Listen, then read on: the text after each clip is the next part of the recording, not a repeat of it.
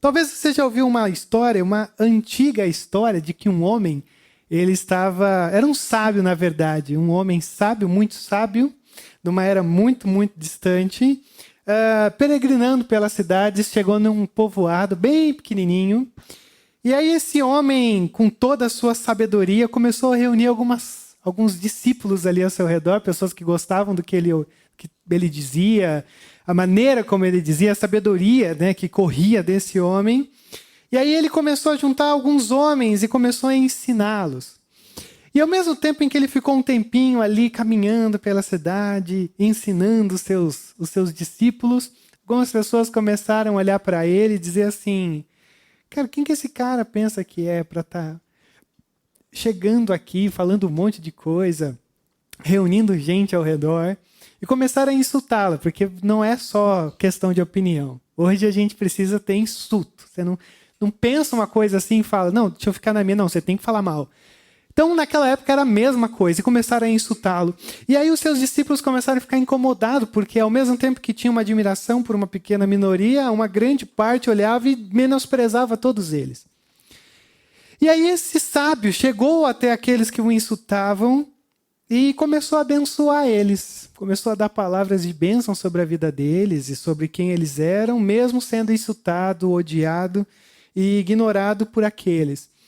E aí os seus discípulos olharam para ele e disseram: poxa, como é que você, nesse caso, consegue chegar naqueles que te insultam e abençoar eles? Não faz sentido algum. E aí esse homem virou para os seus discípulos e diz assim: cada um de nós só pode oferecer aquilo que tem. Cada um de nós só pode oferecer aquilo que tem. Quando eu olho para o nosso texto de Atos capítulo 3, na verdade esse é um texto que quando a gente vai lendo, talvez a pergunta que tem que ficar ecoando enquanto a gente lê é: o que a igreja tem a oferecer? O que a igreja tem oferecido no seu tempo, no local, no momento da existência dela? O que a igreja tem oferecido? Só que mais do que igreja, porque a gente às vezes pensa igreja, pensa prédio. Pensa em uma localidade geográfica, mais do que pensar do que a igreja tem oferecido, para mim esse é um texto que ele tira o alvo do templo, como a gente vai ver, e ele coloca o foco sobre duas pessoas que são a igreja, Pedro e João, que oferecem algo.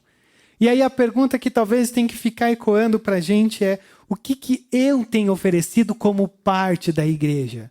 Então eu quero considerar esse texto com vocês, porque na realidade, se você conhece um pouquinho desse livro de Atos, ele é um texto, ele é um registro, na verdade, maravilhoso, porque meio que ele regula a nossa visão de igreja. Por exemplo, se eu perguntasse para você, o que é igreja para você? Cara, você ia ter um monte de coisa para falar. Não, eu acho que igreja é isso, isso, isso. Eu tenho quase certeza que quase tudo que você disser vai estar certo. Só que às vezes a gente vai se perdendo no meio dessa caminhada. Aliás, até o próprio livro de Atos mostra a todo momento o ser humano, os caras que são cabeça da igreja, tentando fazer coisa errada. Porque o Lucas, quando o Lucas registra Atos, ele não esconde a realidade da igreja. Mas ele mostra assim que mesmo a gente tentando, a gente não consegue estragar a igreja. Porque a igreja é do Senhor, é um movimento do Senhor, é um testemunho do Senhor. Então é fantástico você conhecer esse livro, porque o mesmo cara que escreveu esse livro foi o mesmo cara que escreveu o Evangelho de Lucas, que é Lucas. E quando você olha no comecinho do Evangelho de Lucas, você vai ver que ele escreve essa carta do Evangelho de Lucas a um homem chamado Teófilo.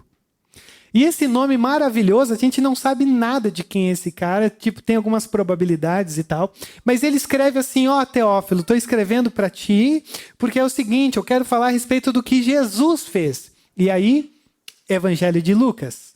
Quando ele escreve o livro de Atos, é fantástico, porque você olha a abertura, ele diz: ó, Teófilo, eu estou escrevendo para você a parte 2 agora do que Jesus fez. É tipo um negócio do The Chosen, pelo que está rolando aí, não sei se confirmou ou não. Primeiro é a parte de Jesus, aí é depois a parte da igreja. Se for, pelo menos isso é bíblico. Mas assim, eu tô com o Kaká também, eu acho sensacional The Chosen. Então assim, cara, desencana. Para mim é maravilhoso. Graças a Deus eu saí daqueles que não gostavam de The Chosen e hoje eu sou livre em Jesus. Mas aí, o que acontece? Eu acho massa de você pensar nisso, porque você sabe como a gente é. Às vezes você olha os evangelhos e você ouve, você tem que ser igual a Jesus. Só que aí você olha para os evangelhos e fala, cara, ninguém consegue ser igual a Jesus. Ninguém consegue. Mesmo Jesus dizendo que haverá obras maiores do que ele fez. E aí eu gosto do livro de Atos, porque o livro de Atos ele só tem Jesus no comecinho, fisicamente. E depois são os discípulos, a igreja, é homem, é mulher, é todo mundo vivendo esse movimento do evangelho. E aqui eu gosto porque assim, Jesus é para falar, não, mas isso aí é Jesus, mas aqui você não pode. Não, mas isso aí é Pedro, porque ele é igual a você. A única diferença é que Pedro, os discípulos, eles tiveram um tempinho com Jesus fisicamente. Mas quando Jesus subiu, o Espírito Santo desceu, eles vivenciaram tudo isso daqui do que eu vou ler para vocês, que a gente leu, na verdade, eu vou considerar com vocês, na mesma expectativa que eu e você. É o Espírito Santo vivendo dentro de nós, atuando dentro de nós, nos movimentando para coisas grandiosas e principalmente para coisas grandiosas no cotidiano das nossas vidas. Então é isso que eu queria que você percebesse aqui, no meio desse texto todo. É o Espírito Santo soprando vida numa igreja, na perspectiva de duas pessoas, Pedro e João, para mostrar assim, eu estou atuando na vida comum. Eu não vou falar metrô, estou tão acostumado a sempre falar metrô, mas aqui é no... Apesar que eu também não sei o nome dos ônibus aqui, porque tem todos uns negócios doidos, mas é aqueles tubos ao longo da cidade, é dentro do Uber, no carro. Cara, aonde quer que você esteja, o Espírito Santo está te mostrando para você ser igreja nesse lugar. Dentro do carro do Uber, no meu caso, na outra perspectiva, não a sua. Mas é maravilhoso ver. E aí, então, com a ajuda do Dani, que num próximo momento eu vou pedir para a gente aplaudir o Senhor em alegria a Ele, que tem feito as nossas artes aqui. A gente vai ver 3 movimentos aqui. 3 coisas que eu quero que você veja comigo. E o nosso combinado é que quando eu fizer assim, você muda. Então... deixa eu mostrar para você de novo o nosso texto aqui, do verso 1. O texto é muito simples, começa falando sobre certo dia, veja como já é bem tedioso, certo dia, tipo aquela coisa, mais um dia, mais uma segunda, levantei, tocou o relógio, não desperta mais, tocou o celular como despertador, cara, levantamos e Pedro e João estavam subindo ao templo na hora da oração, às 3 horas da tarde. Tinha uma cultura aqui, costumeiramente o judeu ele ia pelo menos 3 vezes ao templo por dia. Em 3 horários diferentes, obviamente. Ele ia às 9, ele ia meio-dia e ele ia às 15. E o que eu queria que você percebesse aqui nesse nosso texto é que quando você olha para a imagem de Pedro e João, você percebe que eles ainda têm uma relação com o templo. A igreja aqui, ela ainda está relacionada com o templo. E o templo judeu, o templo lá que Jesus várias vezes bateu de frente mostrando algumas coisas que pareciam que o templo estava sendo jogado de lado. E aqui o texto começa dizendo que eles estão indo para o templo. E se você olha depois, no capítulo 2, vai falar que a igreja, os cristãos, eles perseveravam na onde? No templo, na doutrina dos apóstolos, na comunhão, no partir do pão, na oração.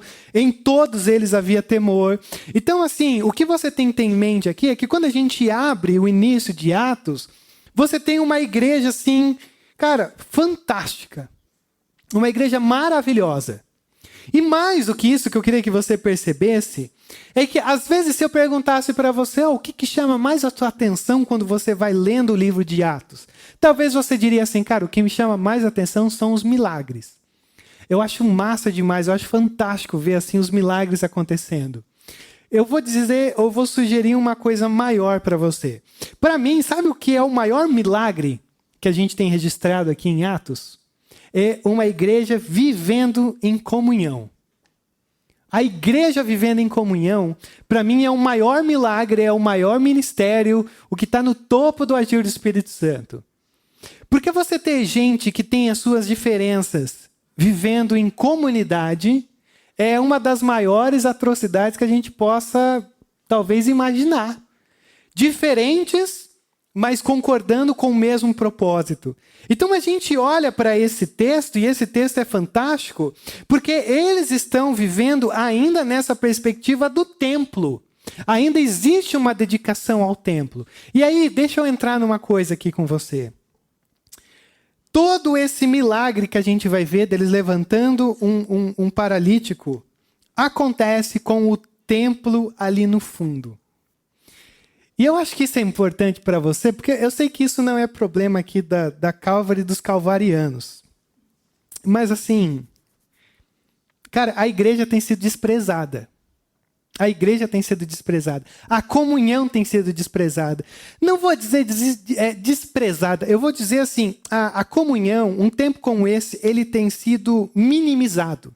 É quase como se assim, se tiver tempo na minha agenda, aí eu vou. Se tiver um tempinho, aí então eu vou estar lá. E não é mais uma prioridade no sentido de algo assim que norteia a nossa vida. Porque se você prestou atenção na liturgia aqui do culto, eu vou falar liturgia porque o Doug não está aqui, mas assim, se você vê a liturgia de como o Kaká começou, ele começou com um hino. Quem percebeu? Eu vi que no final vocês aprenderam a cantar, mas no começo foi meio travado. Aí eu já fiquei meio chateado. Falei, a próxima vez eu vou colocar um hino também. Mas aí o Doug também não pode estar. E aí o que acontece? Estou brincando, gente. E aí ele tá lá embaixo? Dá para cortar essa parte e voltar? Que mancada. Mas aonde eu quero chegar? Cara, o domingo ele é muito especial pra gente. Ele tem que ser muito especial. Porque é nesse momento onde a nossa vida ela é reorientada para aquilo que realmente vale a pena. Porque se você perceber, e eu sei que talvez isso aconteça só comigo, embora é difícil demais eu faltar um domingo, mas se você começar a perceber, você vai notar que a gente vai esfriando quando a gente vai desprezando esse lugar. Quando a gente vai faltando nesse lugar. Quando esse lugar já não tem mais algo de prioridade diante dos nossos olhos. E é natural a gente esfriando. Cara, sinceramente, eu nunca vi alguém afastado da igreja e bem com Deus. Talvez você conheça alguém, e aí beleza, a gente pode depois conversar sobre o que quer dizer bem com Deus, porque nesse lugar é onde você é relembrado do que realmente importa. É aqui onde, domingo após domingo, você vai ouvir a mesma coisa. Porque domingo após domingo você precisa ser lembrado do que realmente importa. Então eu acho fantástico perceber de como eles estão aqui, indo ao templo, embora seja outra coisa, templo e igreja hoje, mas como tudo está acontecendo aonde? No comum, no diário, numa ida ao templo. Então deixa eu dizer uma coisa para você. Coisas grandiosas acontecem quando a gente trata esse lugar como prioridade. Coisas grandiosas podem acontecer ao longo do nosso caminho quando esse lugar tem como prioridade na nossa vida. E aí olha só como acontece. Ó. Estava sendo levado para a porta do templo chamada Formosa, um aleijado de nascença, que ali era colocado todos os dias para pedir esmola aos que entravam no templo. Veja como assim, a coisa é muito comum. Estamos indo para o templo, aí de repente a gente se depara e encontra um homem sentado à frente de uma porta chamada Formosa, uma porta do templo, que tinha várias portas e tal, e ele era colocado ali todos os dias. Então, a vida desse homem é a vida do que a gente vê andando pela nossa cidade. A nossa cidade é repleta disso aqui. Você tem um aleijado de nascença, que depois, quando você continua lendo o capítulo 3, ele tinha mais ou menos mais de 40 anos, ou uns 40 anos, e ele mendigava, ele pedia para sobreviver. Então, por mais que você tinha aqui nesse tempo, por exemplo, alguns projetos que davam assistência para esse homem, por exemplo, o Império Romano tinha uma parte que ajudava os necessitados. Os próprios o sistema judaico tinha também uma parcela de bens que ia para ajudar eles. Os ricos também ajudavam, mas este homem ainda estava ali numa realidade completamente dramática, numa porta formosa. Era uma porta dourada. Algumas pessoas dizem se era de bronze, alguma coisa assim, mas era uma porta linda, o que se dá a entender. E todos os dias, nessa porta do templo, não lá dentro, mas na porta, você tinha essa realidade. E aí começa a ver como o texto vai brincando com a gente. Na porta do templo, não lá dentro. Porque às vezes, as coisas não vão acontecer aqui dentro.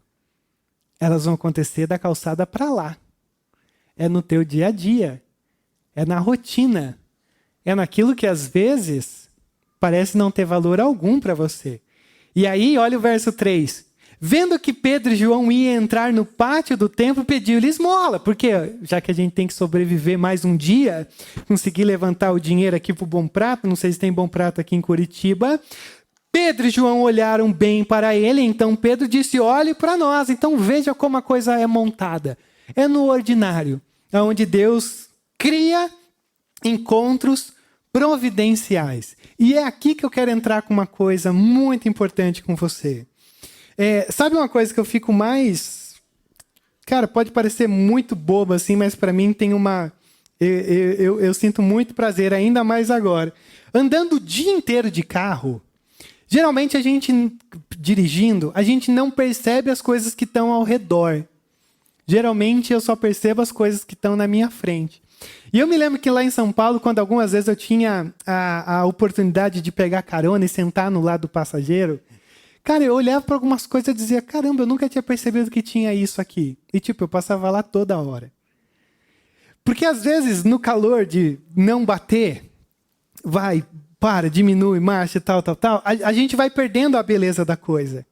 E o que eu acho fantástico aqui é como o mendigo está ali, aleijado, pedindo esmola, Pedro e João entrando, e de repente, o nosso texto diz que Pedro e João olharam bem para ele. E numas outras versões o texto vai dizer que Pedro e João fitaram eles.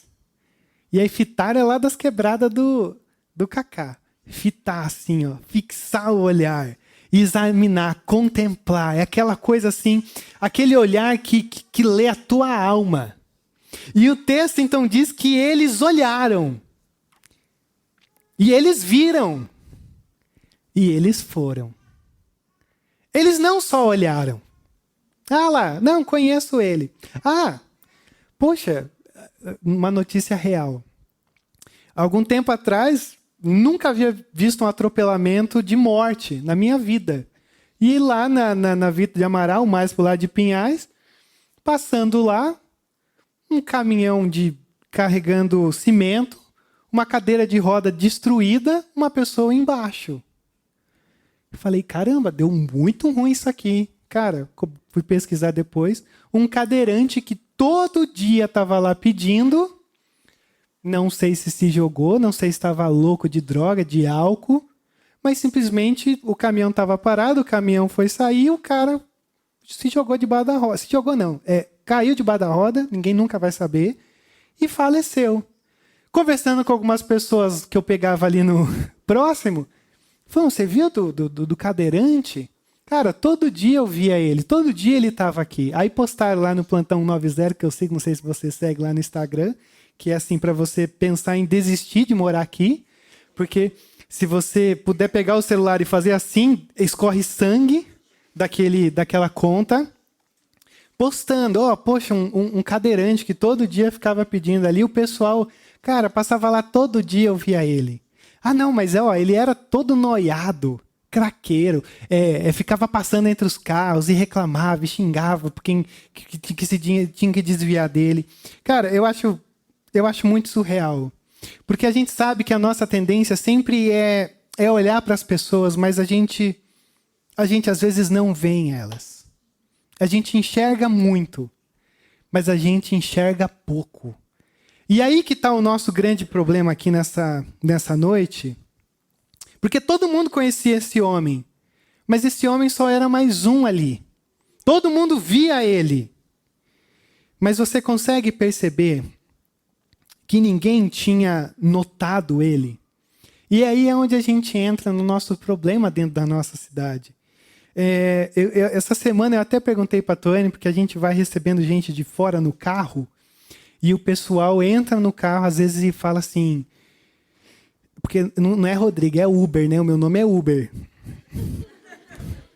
Cara, é assombroso assim o tanto de gente em situação de rua que tem aqui em Curitiba. E eu não sei você, mas para mim também é muito assombroso. E todo mundo que vem para cá fica assustado com o tanto de gente em situação de rua aqui na nossa cidade. E aí essa semana eu estava conversando com a Tony, porque essas coisas me incomodam, porque eu estava profundamente, em todos os meus anos de ministério lá em São Paulo, com a Missão Sena envolvido nessas coisas e tal. E aí essa semana eu falei, Tony, será que... Porque se você for ver, a pessoa em situação de rua aqui, geralmente, ela é muito detonada fisicamente. Ela tem uma aparência nível Cracolândia. Porque uma coisa é o cara da Cracolândia, outra coisa é a pessoa em situação de rua. Aqui, as pessoas em situação de rua, elas são muito detonadas. E eu perguntei, falei para a Tony, Tony, cara, será que elas estão assim porque não tem missão que dá banho e roupa nova para elas? E a Tony falou, cara, não sei. Porque para mim é assustador. Bom, e aonde que eu quero chegar? A gente vai se acostumando com isso. E eu estou morrendo de medo de eu começar a me acostumar com isso também na nossa cidade. De passar e só saber, aquele ali eu já conheço, fica lá no Largo da Ordem. Ah, não, aquele cadeirante também conheço, que fica vendendo algumas coisinhas ali para sustentar o vício. Ah, não, aquele outro que fica com um papelão escrito, quero dinheiro para pinga. Já conheço já ele.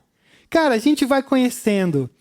E aí a gente começa a se familiarizar com aquilo que jamais deveria ser familiar. A gente começa a aceitar aquilo que jamais deveria ser aceitável. E é aí aonde entra a questão dos nossos pés. Porque você vê que o texto mostra eles indo na direção de alguém que talvez ninguém nunca tinha ido na direção. Eles estão indo porque eles viram. Eles viram, então eles vão. E aí eu quero te perguntar, que direção você está indo? Para onde você está indo? O que você está vendo ao longo dos teus dias? Na rotina, no comum, no ordinário, daquilo que parece não ter proveito algum. Porque é lá onde grandes coisas podem acontecer através de você. Então, isso é sobre os teus pés. Aonde os teus pés estão indo? Em que direção eles estão indo? E tudo acontecendo com o templo ao fundo. No nosso caso, tudo acontecendo com a igreja de Jesus nos reorientando para essa missão. Só que aí a gente vai para a segunda coisa, que são as mãos. Porque olha o nosso texto, verso 5. O homem olhou para eles, porque Pedro e João falou assim, olhe para nós. Pô, e você deu moral para uma pessoa em situação de rua, cara, vai ser o seu melhor amigo ali, pelo menos pelos próximos 3 minutos. Porque ninguém dá moral. A gente fecha o vidro, a gente finge que não está vendo. E aí, então, ele diz, olhem para nós. E aí, o homem olhou para eles com atenção, porque, agora eu vou conseguir minha casa nova, né? Esperando receber deles alguma coisa.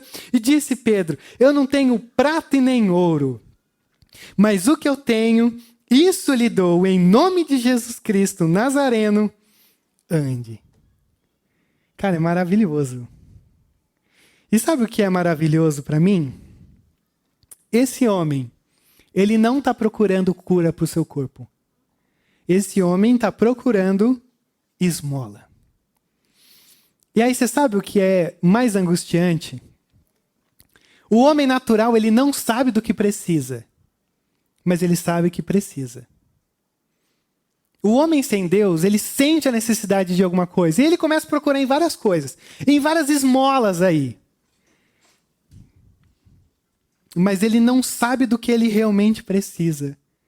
E é aí que a coisa começa a funilar para o nosso lado. A gente sabe do que o nosso mundo precisa. Você sabe do que aquelas pessoas que estão ao teu redor sofrendo precisam. E aí... Não onde que está toda a força do diálogo? Em nome de Jesus. No nome de Jesus, levante. Mas qual que é o nosso problema? a gente só pode oferecer aquilo que a gente tem. Então olha como esse texto é fantástico. Porque eles estão operando graça a partir de ser igreja do Senhor. E qual que é a diferença deles para nós? Nenhuma. E mais do que isso, você percebe que nesse texto, e pelo menos nessa cultura do Novo Testamento, se você tem uma enfermidade, você tem alguma maldição. Nesse caso, é fantástico, por exemplo, você deve conhecer aquela parábola de que um homem ele apanha, ele é dado como morto na rua. E aí você lembra quem que é que passa lá? Isso aqui é pergunta de escola dominical para quem é mais antigo. Quem são os três que passam ali ao redor do homem? Tem um sacerdote, tem um levita e tem um samaritano. Essa parábola de Jesus ela é muito boa porque ela ilustra bem essa realidade que eles aprenderam aqui. Porque a gente às vezes entra nessa parábola e ela tem várias lições, mas talvez a grande essência dela é o seguinte: uma pessoa dada como morta é uma pessoa que, assim, não toque, porque se você tocar nessa pessoa morta, nessa cultura israelita, você fica impuro. Então o que acontece? Doente é maldito, você não toca no leproso. E Jesus vai lá e toca no leproso. No cego, você não toca no cego. Jesus faz um negócio meio nojento, mas o cuspe de Jesus é maravilhoso. E aí, assim, passa no olho e toca. Mas você não toca, Jesus. Aliás, Jesus, aquele homem nasceu cego. Quem pecou? Ele na barriga ou os pais? Porque doença é sinônimo de pecado. Cara, o que está acontecendo aqui tem uma coisa maravilhosa. Porque quando Jesus conta a história de um homem caído à beira do caminho, dado como morto, e aí passa o sacerdote, que era o cara que fazia todos os rituais, passa o levita, que era o cara que ficava na administração do templo, eles passam reto. Não é porque eles estavam com pressa. É porque eles olharam e disseram assim, cara, se a gente tocar nesse homem morto e ajudar ele, ou ver o que está acontecendo, a gente vai ser impuro para ser sacerdote lá no templo e levita no templo. Então eles não tocam naquilo que é impuro para não se tornar impuro e ter que passar pelo ritual de purificação. Cara, aonde que eu quero chegar? Às vezes a gente tem que quebrar algumas regras para ser bênção na vida dos outros, para pegar na mão dos outros. Porque a gente... embora nós estejamos numa igreja muito saudável, mas às vezes a gente tem que quebrar algumas coisas de religiões passadas que começaram a comprometer a nossa fé, porque aquele lugar que às vezes diz, tem algumas coisas que você não pode fazer, cara, é muito perigoso. É muito perigoso porque nesse contexto, pegar na mão de alguém que era paralítico era você estar quebrando toda uma regra de convívio social e espiritual em Israel. Mas esses homens dizem, não, a gente não ouve o que a cultura diz. A gente não ouve os interpretadores da lei. A gente está fazendo o que a gente aprendeu com o nosso mestre. Então pegar na mão é se sujar. É por isso que é difícil. É porque às vezes a gente vai entrar por alguns caminhos que a gente tem medo. Mas o grande problema é que é isso que a missão nos chama a fazer, a missão do Senhor. É entrar por algumas coisas e tocar em algumas coisas que a gente jamais imaginaria que seria chamados a tocar. E a gente nunca ia pensar que a gente ia estar lá. E o Senhor olha para a gente e diz, não, é isso mesmo. É pegar na mão do mendigo, levantar ele e não dar o que ele precisa. Ou melhor, não dar o que ele quer, mas o que ele precisa. Por quê? Porque ele tinha uma necessidade, mas a necessidade dele era maior do que ele esperava. Só que aí vem um outro problema. Eu acho lindo esse texto, porque o Pedro diz, eu não tenho nem prata e nem ouro, mas o que eu tenho eu te dou. E eu acho isso muito bom, porque Pedro não tinha prata e nem ouro, mas Pedro tinha poder. E o que acontece? Eu acho que hoje a igreja tem muita prata e muito ouro, mas pouco poder. Eu acho que você e eu, às vezes, temos muita prata e muito ouro, mas quase nada de poder, quase nada de ousadia. E olha que eu não estou falando nem de um poder de alguma coisa meio Marvel de você ter. Eu estou falando de um relacionamento com Jesus, ao ponto de perceber as pessoas, ir na direção delas e ter coragem de segurar elas pela mão. Esse é o verdadeiro poder. É levantar e dar àquele que precisa a resposta que só eu e você realmente temos do que Deus pode fazer na vida de alguém. E aí olha o verso 7. Segurando pela mão direita, ajudou a levantar-se imediatamente os pés e os tornozelos do homem ficaram firmes. E de um salto pôs-se de pé e começou a andar. Cara, se você conhece um pouquinho, na verdade, se você tem um pouquinho só de noção, você sabe assim que não rola fisioterapia no Novo Testamento. Cara, ele possivelmente, já 40 anos, nasceu nessa circunstância. E é fantástico perceber, assim, como a coisa acontece. Porque o cara nunca andou, então o cara deveria ser todo atrofiado. E aí quando Pedro vai, diz, ó, levanta, e aí o texto diz que ele levanta, com ajuda, pelo menos tem isso, né? E imediatamente os pés e os tornozelos do homem ficaram firmes. Veja como Deus tem o poder de restituir a vida desse homem. Porque a partir desse momento ele salta, ele está em pé e ele começa a andar. E tudo isso por quê? Por causa de Pedro e João? Não. Em nome de Jesus, anda. Então, cara, sinceramente, às vezes está nesse ambiente, né, catastrófico, e às vezes lidar com gente difícil, é muito difícil você ter uma experiência dessa.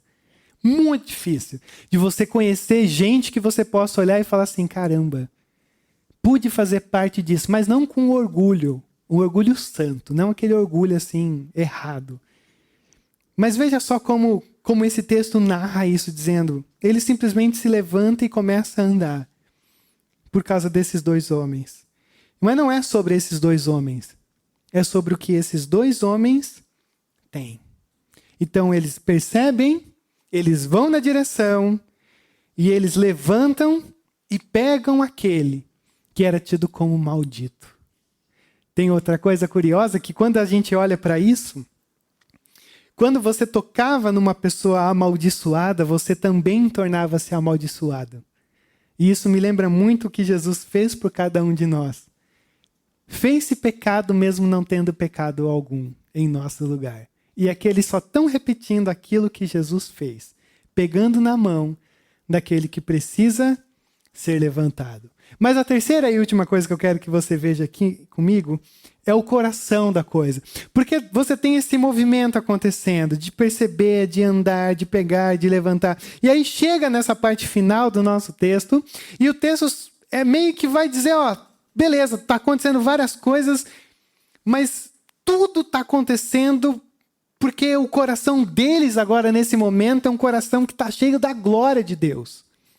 Então veja como o encaixe é perfeito. É esses pés que andam na direção, é essas mãos que levantam, porque o coração está cheio de Deus. O coração está cheio da glória, da fome de Deus, de ser um instrumento de Deus. Porque olha o verso 8.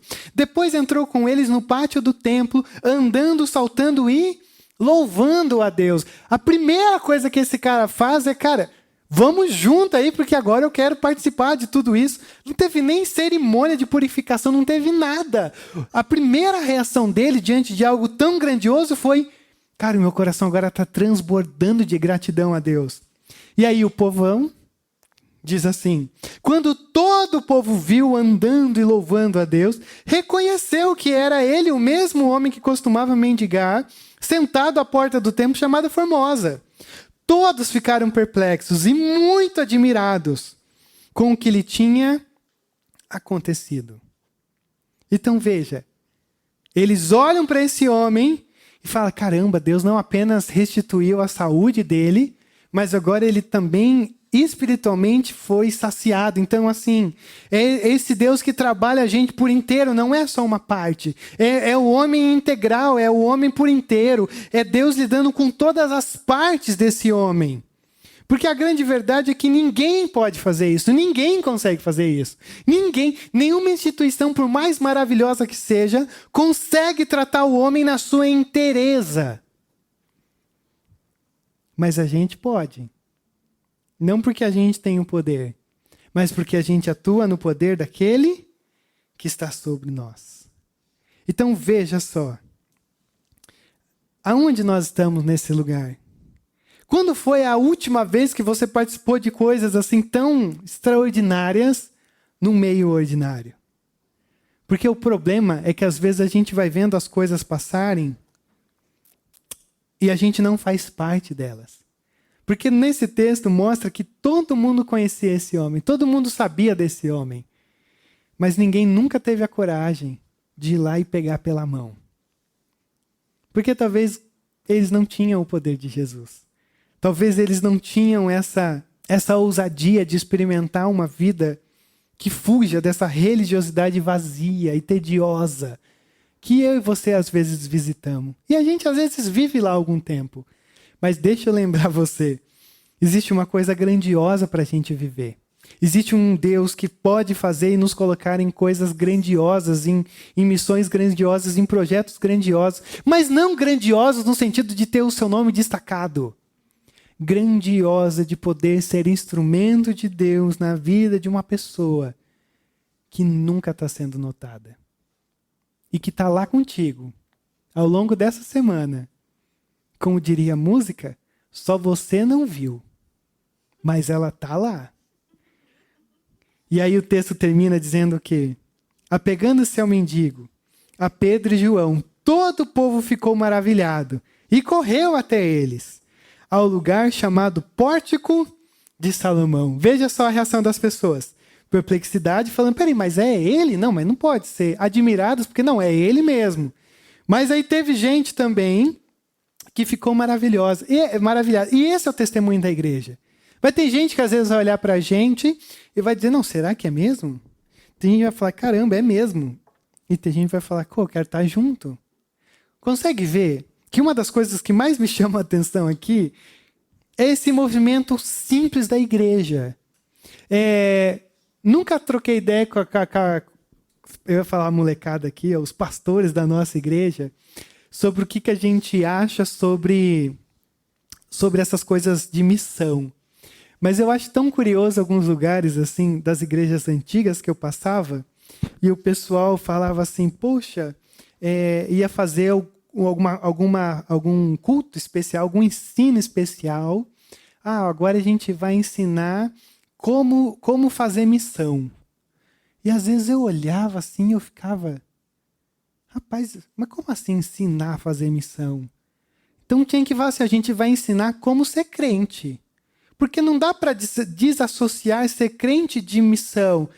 Porque missão não é uma coisa que se faz, missão é uma coisa que se vive. Porque o que está acontecendo em Atos, e acontece em Atos inteiro, e nos primeiros versos sempre vai ter essa palavra testemunho, era um testemunho. Assim, o que é um testemunho? É você replicar uma experiência que você teve. Então eles só viviam com Jesus, só estavam firmados em Jesus, na comunhão dos santos, na oração, no partilhar do pão, na ceia. Eles estavam juntos, então era natural essas coisas acontecerem.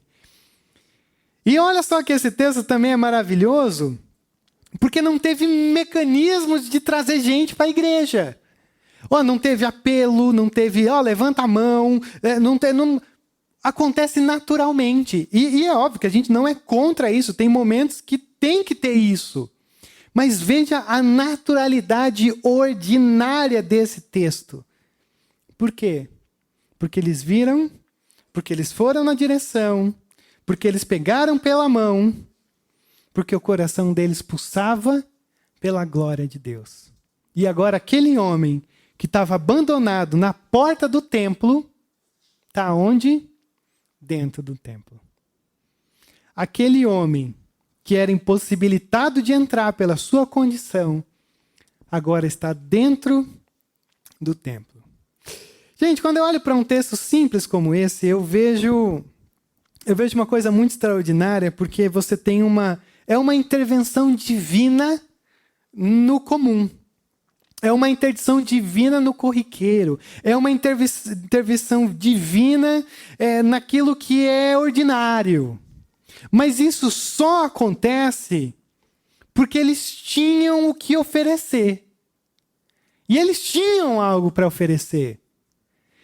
Mas assim, não oferecer prata ou ouro. Eles tinham uma relação com Jesus.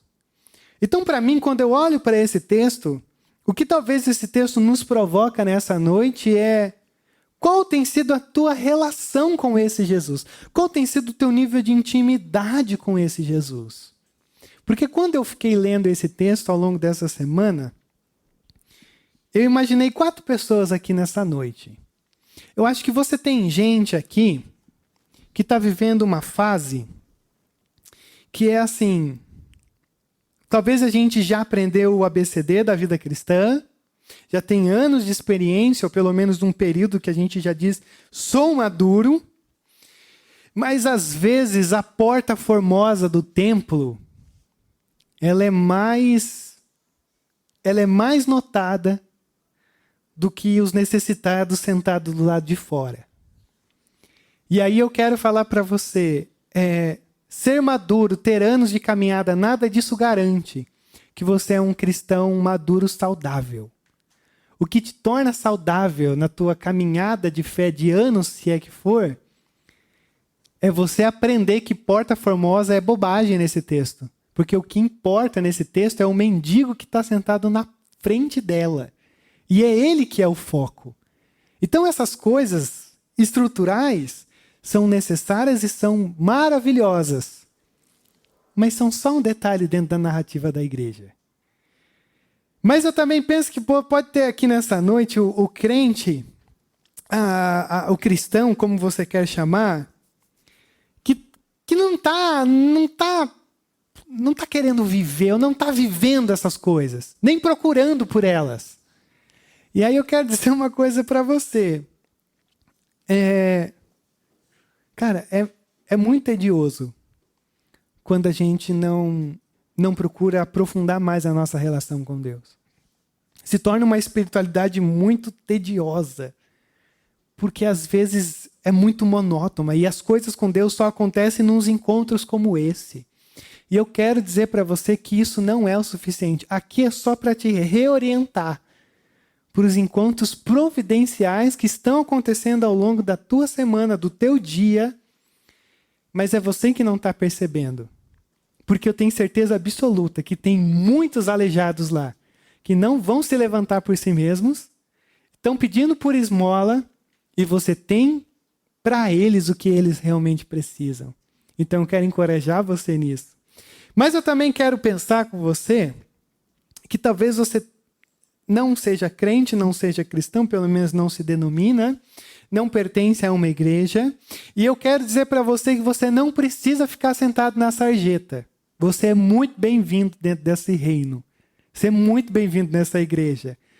E mais do que isso, você hoje não precisa entrar aqui para se encontrar com o Senhor no templo. Porque o templo somos nós hoje. O templo de Jerusalém já ficou numa outra perspectiva. Quando o apóstolo Paulo escreve à igreja de Corinto, capítulo 3:16 e o capítulo 6:19, o apóstolo Paulo ele diz assim: porque vocês não sabem que vocês são o santuário de Deus, o lugar onde Deus habita? Então você não precisa ficar sentado na sarjeta. Você só precisa reconhecer a Jesus como seu Senhor e Salvador. Porque tem lugar para todo mundo aqui dentro. Mas eu também penso que talvez tenha gente aqui nessa noite que está longe de tudo isso que a gente está conversando. Longe de tudo isso. Nada disso aqui é algo que você fala pertence a mim. E eu quero dizer uma coisa muito importante para você. Pare de ficar pegando as esmolas dessa vida, porque as esmolas não vão saciar a tua sede. As esmolas não vão saciar a tua fome. Você precisa se encontrar com o Senhor da história, porque Ele sim tem o poder de saciar aquilo que você tem sentido. Então, não fique de esmola. Não fique pegando um monte de coisinha. Não pense nem na prata e no ouro. Mas vá pelo relacionamento que Deus está chamando você para ter com Ele. Porque como Nadalim disse nas minhas palavras, Nós somos os ungidos do Senhor hoje, como igreja. Nós temos esse... Me entenda muito bem como eu vou fechar. Nós temos esse privilégio de sermos um meio de restaurar todas as coisas. Porque esse é um texto, na verdade, Atos, ele vai acontecendo com esses milagres, porque Jesus está mostrando, o que eu vou fazer através da igreja é um pincelar da restauração de todas as coisas finais. Porque quando o texto continua, e aí, cara, dá uma treta cabulosa esse milagre aqui, depois você lê para ver como a religião ela trata quando você faz coisas extraordinárias no nome de Jesus. E aí depois, no capítulo 3, mesmo no verso 21, o Pedro vai dizer assim, porque nós estamos fazendo isso, porque haverá um tempo em que todas as coisas serão restauradas. Quando Jesus voltar, todas as coisas serão restauradas. Então isso daqui é só uma sombra do que virá. Então milagre não é milagre à toa. Assim, esse texto não está te incentivando a sair daqui. Fala, rapaz, na hora que eu ver lá no Cristo Rei, o Robson, que vende pano de prato 3 por R$10 na cadeira de rodas, ele vai falar assim, Rodrigo, Uber, né? Uber, vai um pano de prato hoje, Robson, não quero pano de prato, mas o que eu tenho eu te dou. Levanta. Cara, não sei se isso vai rolar. Se o Senhor chegar para mim, se aparecer uma corrida e aparecer assim, Senhor Deus, e fala assim, cara, é hoje que você vai fazer o Robson levantar? Vamos junto. Mas eu não vou chegar lá e falar isso. Eu vou falar assim, eu quero. Mas assim, dá para quebrar um pouquinho o preço? E aonde que eu quero chegar? Eu quero chegar nesse lugar aonde a gente vive nesse mundo quebrado. De gente quebrada de todas as formas. O Robson, que é um cara real, está lá no Cristo Rei. Vendendo pano de prato numa cadeira de rodas. Mas todo mundo é quebrado de um jeito. E nós somos quebrados por causa do pecado que vive em nós. O pecado que traz essa disfuncionalidade do reger da vida. Por isso que quando eu olho para esse texto, isso aqui é o Senhor falando, igreja, cara, vocês podem experimentar coisas novas, desse novo reger que virá. E às vezes vai acontecer de gente levantar, mas às vezes não. Mas saibam de uma coisa, se elas não levantaram, é porque elas vão ansiar ainda mais por aquele dia quando elas poderão levantar no último dia. E sabe o que eu fico assim, terminando agora mesmo? Que eu já falei muito. O que eu fico mais maravilhado com esse texto é que quando eu termino ele, e eu lendo essa semana, eu termino agora, eu fico assim... como é que eu posso dizer para você? Eu fico fascinado, mas eu fico desmotivado. Eu fico fascinado porque eu falo, cara, olha só o que Deus está colocando nas nossas mãos, as possibilidades. Mas eu fico desmotivado quando eu olho para mim, porque eu falo, não vai rolar não. Senhor, se eu falar um bom dia, uma boa tarde, uma boa noite lá no carro, já vai ser o maior que eu posso fazer. Mas eu queria encorajar você dizendo o seguinte, se coloque agora na vida desse paralítico, 40 anos, mendigando ali há 40 anos, e aí de repente 2 caras param na tua frente e dizem assim, levanta. O que esse homem pensou? Tá de sacanagem, né? Não, eu ouvi algumas coisas sobre Jesus ali a semana passada, anos atrás. Cara, eu tenho absoluta certeza que talvez o que ele pensou eu sou incapaz. Eu nunca levantei. E eu queria encorajar você, fechando com esse tom, porque o que me assustaria é você sair daqui dizendo assim, agora o negócio vai acontecer. Eu quero, na verdade, que você saia daqui pensando assim, cara, eu sou profundamente incapaz de levantar outros. Mas a gente é mesmo, e você é mesmo incapaz. Mas o Deus que a gente serve, ele nos dá a ordem e o poder para que isso aconteça. Então, se o Deus que a gente serve nos dá a ordem da gente ir indo e fazendo discípulos, Ele vai nos dar o poder para que isso aconteça também. Então, eu queria encorajar você, mesmo com medo, igual eu, mas se lançar nessa de dizer assim, cara, sim, o Senhor sabe que pode fazer muita coisa, mas tem um problema, o Rodrigo. Mas assim, passa por cima, Senhor. Faça coisas através de mim que eu perca até o controle, mas me movimente, porque às vezes está bem tediosa a minha fé contigo. E aí eu queria encorajar você então a orar comigo sobre isso. A fazer parte desse movimento da igreja, ou do igrejado, daquele que pertence à igreja, para que a gente possa experimentar esse mover, esse soprar do Senhor. Porque de Jesus você pode até falar assim, não, mas é Jesus.